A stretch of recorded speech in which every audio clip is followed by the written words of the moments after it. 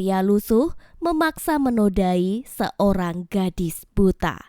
Namun jangan salah, gadis itu bukanlah sembarangan.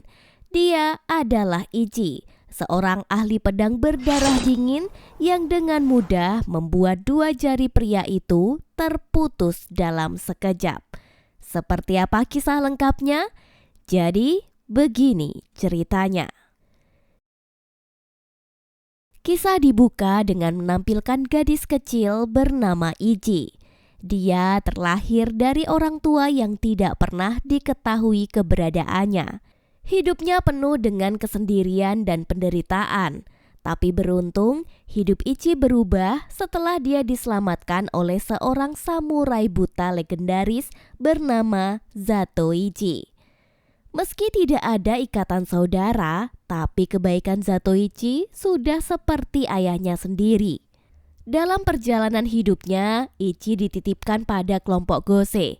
Itu adalah sebuah perkumpulan pemain sasimen yang seluruh anggotanya adalah wanita. Di sana, Ichi dilatih dengan keras untuk menjadi pemain sasimen yang hebat. Meski sudah jauh dari Ichi, Zatoichi tetap menjenguknya dan diam-diam mengajarkan ilmu pedang secara rutin. Semua itu dia lakukan agar Ichi bisa bertahan hidup di dunia yang keras ini. Apalagi dia tidak bisa melihat. Sebelum Zatoichi menghilang, dia memberinya sebuah lonceng sebagai kenang-kenangan agar Ichi selalu ingat kepadanya. Waktu berlalu. Kini Ichi bukan hanya seorang pemain sasimen yang ulung, tetapi dia juga adalah ahli pedang. Suatu hari, kehidupan damai Ichi berubah suram saat sekelompok Gose diundang untuk tampil di sebuah pementasan musik. Di sana, seorang bapak-bapak lusuh terus meliriknya dengan tatapan penuh nafsu. Bapak-bapak ini ternyata adalah anggota keluarga yang menyewa kelompok Gose untuk tampil. Setelah acara selesai, pria itu memaksa Ichi melakukan hubungan dewasa. Karena keterbatasan fisiknya, Ichi tidak bisa melawannya. Kejadian itu pun menyebar di mana-mana. Pimpinan Gose yang telah merawat Ichi sejak kecil menjadi marah dan mengusirnya. Dalam dunia Gose, wanita tidak diperbolehkan berhubungan dengan pria, apalagi menikah. Siapapun yang melanggar aturan ini, maka dia akan diusir. Bagaikan hidup tanpa arah, Ichi pergi menemui pria lusuh yang telah menodainya. Dia berharap pria ini bisa berbicara dengan pimpinan Gose agar dia diterima kembali. Namun, pria itu malah mengejeknya dan berusaha memaksanya lagi. Ichi yang sudah cukup sabar akhirnya tidak bisa menahan dirinya. Setelah diusir, kini Ichi terus berkelana dari satu kota ke kota lain. Dia mencari Pak Zatoichi. Dalam perjalanannya, dia ditemani oleh Mitsu, seorang teman Gose yang juga diusir karena bekerja sebagai penyedia jasa bobok bareng. Dia mengatakan bahwa pekerjaan itu mudah dan menguntungkan. Namun, Ichi yang masih waras menolak ajakannya. Suatu hari saat mereka berada di kuil, seorang pria menyewa Mitsu untuk memakai jasanya. Namun, setelah selesai permantapan itu, si pria malah menolak bayar tarifnya. Dengan kasar, pria ini dan dua temannya memukuli Mitsu tanpa ampun.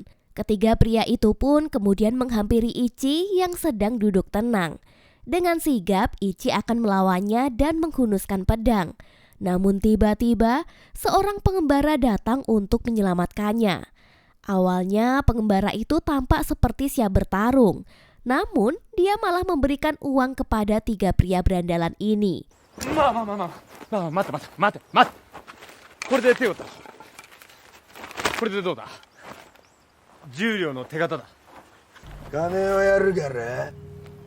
Sayangnya, uang itu tidak menghentikan mereka. Mereka justru semakin marah dan bertekad menghabisi pengembara itu. Pengembara yang diketahui bernama Toma Fujihira mencoba melawannya, tapi dia tidak bisa menarik pedangnya karena trauma di masa lalu. Tanpa ragu, Ichi yang sudah tidak tahan melawan ketiga pria itu dengan pedangnya. Dia pun berhasil membela Toma dan dirinya sendiri tanpa ampun.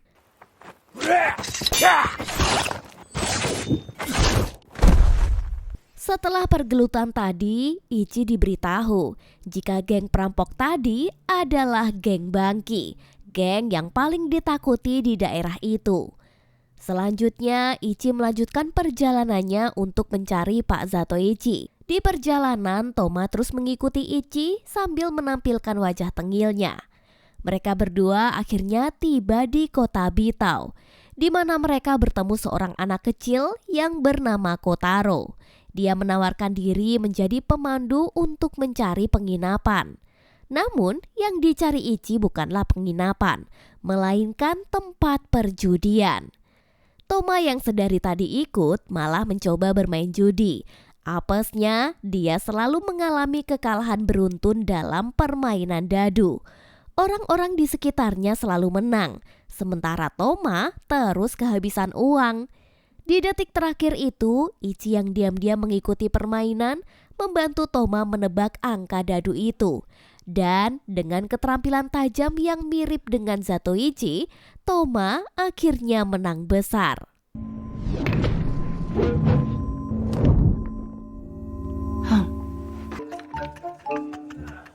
Setelah menang, Ichi pergi begitu saja. Dia meninggalkan Toma yang tampak kebingungan. Ternyata Ichi hanya ingin membayar hutang budi kepada Toma yang telah berani membantunya sebelum ini. Namun kemenangan Toma menarik perhatian beberapa preman yang kalah judi dan mereka pun mengejarnya. Toma yang tidak ingin bertarung memilih untuk menghindar. Sementara Ichi dengan tenang menghabisi mereka semua dalam sekejap, menunjukkan bahwa meski dia seorang wanita, kekuatan dan keberaniannya tidak bisa dipandang sebelah mata. Toma dan Ichi dikejutkan oleh kedatangan orang-orang yang ternyata adalah anggota dari Yakuza klan Shirakawa. Mereka dikenal sebagai pemilik tempat perjudian di kota Bitao. Dia bernama Toraji, anak ketua Yakuza yang menghampiri Toma dengan rasa hormat.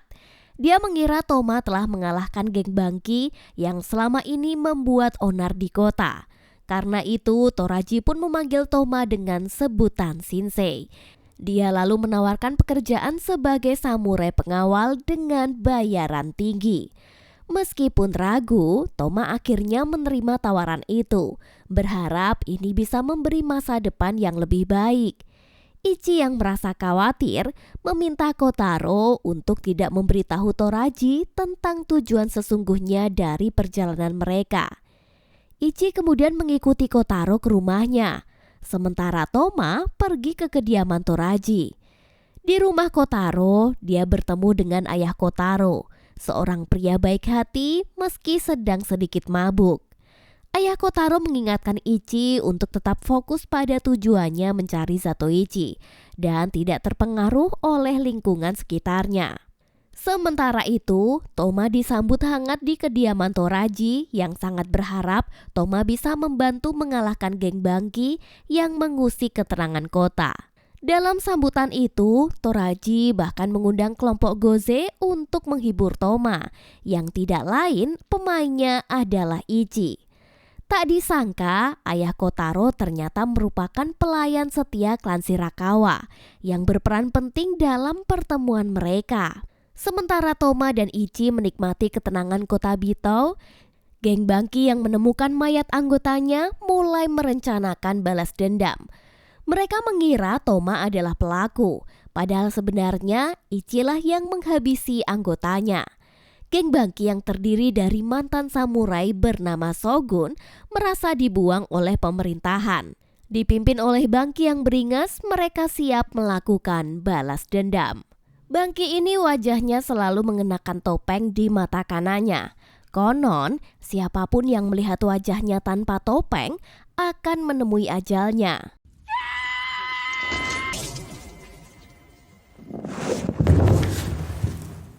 Keesokan harinya, Toma tanpa sengaja mendengar percakapan antara Toraji dan ayahnya yang bernama Chobei Shirakawa, yang juga menjabat sebagai ketua Yakuza klan Shirakawa.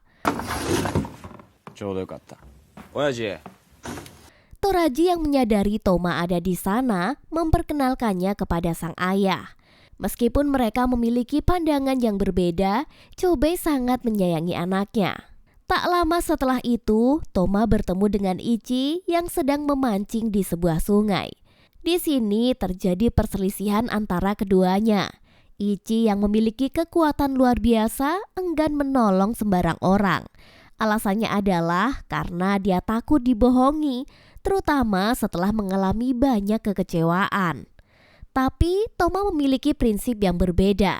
Dia beranggapan bahwa membantu orang lain adalah hal yang penting. Mereka pun akhirnya berdebat dan Toma mengajak Ichi untuk berduel.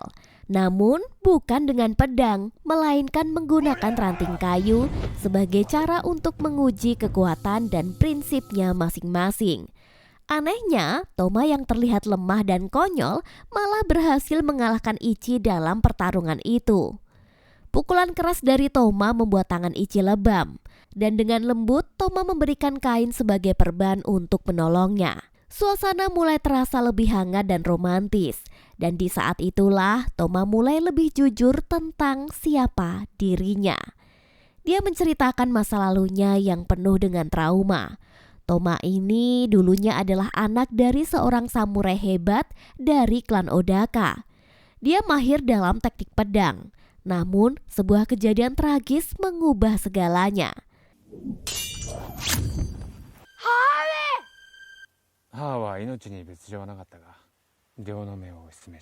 Kejadian itu pun menghancurkan hati Toma, dan setiap kali dia mencoba untuk mencabut pedangnya, dia selalu gagal. Setelah ibunya meninggal, Toma pun kabur dari rumah, sehingga dojo milik keluarganya diwariskan kepada murid terbaik ayahnya. Sejak saat itulah Toma terus berkelana sambil membawa rasa bersalahnya yang besar. Beberapa hari kemudian, Shirakawa mengadakan pesta penyambutan bagi aparat penegak hukum dan ketuanya yang bernama Hasio. Ia menunjukkan kekuatannya dan membuat geng Bangki takut. Pesta ini juga bertujuan untuk menghibur masyarakat. Namun, saat suasana lagi seru-serunya, tiba-tiba geng Bangki datang menyerang. Izo, anggota geng Bangki, mengancam Hasio agar tidak ikut campur urusan kota. Dia mengancam akan mengusir mereka dari Bito. Toma yang datang untuk melindungi kota lagi-lagi gagal mengangkat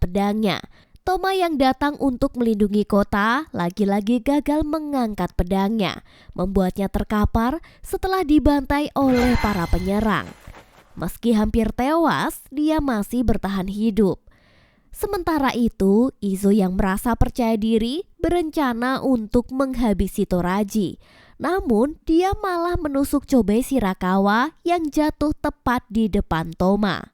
Saat Izo berniat membawa Toma yang dikira sebagai pelaku pembantaian geng Bangki, Ichi tiba-tiba muncul. Dia mengaku bertanggung jawab atas pembantaian beberapa anggota Bangki, dan dia pun menantang Izo. Dengan penuh percaya diri, Ichi menunjukkan keterampilannya dalam berpedang. Awalnya Izo masih meremehkan Ichi, namun dia terkejut bahwa Ichi jauh lebih kuat dari yang dia kira. Ichi akhirnya dibawa ke markas geng Bangki, di mana dia dipaksa melawan beberapa anggota geng yang meremehkannya. Namun, saat pertarungan berlangsung, kehebatan Ichi yang tidak bisa melihat itu membuat semua orang pun terdiam. Kepercayaan diri yang semula meremehkan berubah menjadi rasa kagum. Bahkan, ketua geng Bangki merasa tergerak untuk turun tangan secara langsung. Ternyata kemampuan Bangki jauh lebih besar daripada Ichi. Dalam duel mereka, Ichi terkapar dan merasa tidak berdaya. Di momen itulah Ichi mendapat kabar mengejutkan. Jika Satoichi yang selama ini dia cari ternyata telah meninggal karena penyakit, bukan karena dibunuh dalam duel.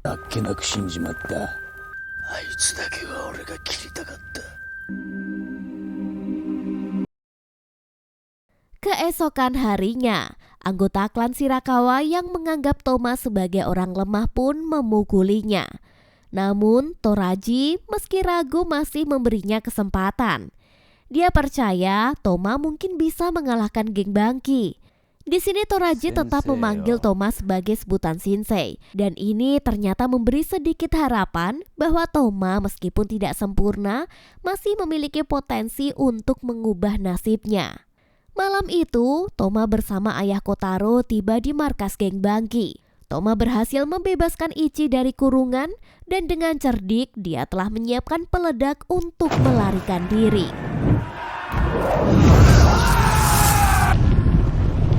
Setelah berhasil kabur, Toma membawa Ichi ke sebuah kuil untuk beristirahat. Di tengah suasana malam yang tenang, Ichi menceritakan masa lalunya kepada Toma, termasuk kenangan tentang Zatoichi yang membesarkannya. Meski Ichi telah lama dianggap sebagai ayahnya, Ichi masih ragu apakah Zatoichi benar-benar ayah kandungnya, karena dia telah dirawat sejak bayi oleh Zatoichi sebelum akhirnya diserahkan ke kelompok Goze. Dengan kabar kematian Pak Zatoichi ini, Ichi merasa jati dirinya kini tidak bisa lagi ditemukan. Kesedihan Ichi menyentuh hati Toma dan tanpa sadar Toma pun memeluknya. Keesokan harinya, Toma meninggalkan Ichi yang masih terlelap dalam tidurnya. Dia lalu pergi untuk bergabung dengan pasukan klan Shirakawa yang akan bertempur melawan geng Bangki. Toraji, si pewaris klan Shirakawa, memimpin pasukannya untuk melawan geng Bangki. Dan pertempuran pun dimulai.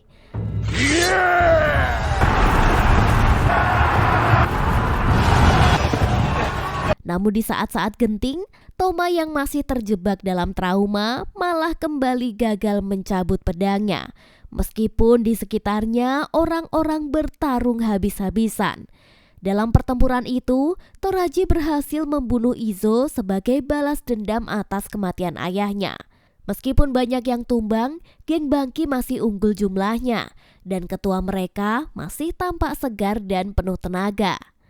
Saat Toraji berniat untuk bertarung dengan Bangki, Toma tiba-tiba menghentikannya.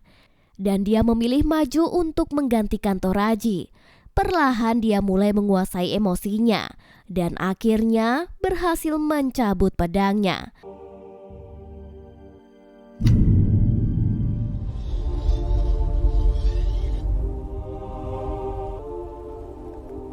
Pertarungan antara Toma dan Bangki pun dimulai. Di tempat lain, Ichi terbangun saat Kotaro memberitahunya tentang pertempuran yang sedang berlangsung. Meskipun kesakitan, Ichi bergegas menuju ke pusat kota. Dia menyusul Toma, pria yang kini sangat dia cintai. Toma yang selama ini dianggap lemah ternyata adalah ahli pedang yang tidak bisa dipandang sebelah mata. Dalam pertempuran melawan Bangki, dia berhasil melukai dan memojokkan pemimpin geng perampok itu, bahkan menusuknya. Bangki yang terpojok hampir tidak bergerak, namun Toma juga terjatuh. Dia terluka parah di bagian perut. Dalam kondisi sekarat, Ichi pun datang bersama Kotaro. Dalam detik-detik terakhir hidupnya, Toma meminta maaf kepada Ichi dan memberinya semangat untuk menjalani kehidupan meskipun tanpanya. Dengan sedih, Ichi pun memeluk Toma yang menghembuskan nafas terakhirnya dan dia pun meninggal dalam pelukannya. Masih dilanda kehilangan yang mendalam, tiba-tiba Bangki bangkit lagi.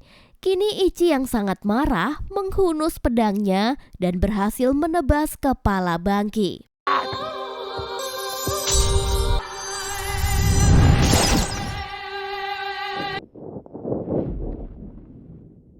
Melihat sang ketua terjatuh, anggota geng Bangki yang tersisa pun melarikan diri.